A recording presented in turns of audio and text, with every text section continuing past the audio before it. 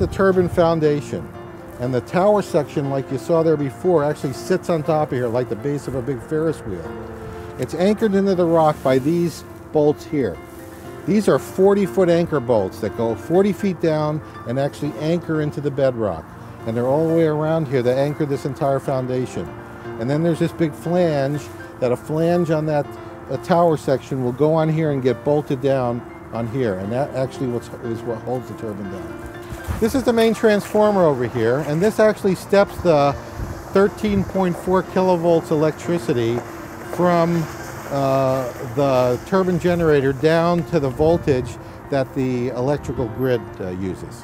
There are two other tower sections that go below this. This will be the top that the main turbine, the cell, sits on, and there'll be two other sections. The largest section has a large flange on the bottom that actually sits on those large bolts that I showed you. Inside of these towers, it's all outfitted. If you notice, it has a ladder. All the electrical connections are all built in.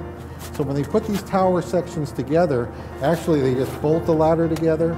They actually plug in the wires and then plug the wires into the transformer, and it's all set to go.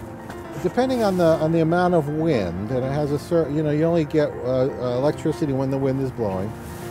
And there's a thing called capacity factor, which is the percent of hold capacity that you get from the turbine. We expect that to run to between 20 and 25%, which is going to give us about 3 million kilowatt hours per year of electricity. We think the first year of operation, we're actually going to gain about $100,000 profit after the entire payment of mortgage payments and operating costs are done. And over the 20-year useful life of the turbine minimum, we think it's going to be over $3 million positive revenue for the town. Even though our project is a very small offset of carbon footprint, it's an indication of what a lot of small people can do in a big problem throughout the world. If everybody did their little part in offsetting 3/4 of their little carbon footprint, then everybody in the world would be much, much better off.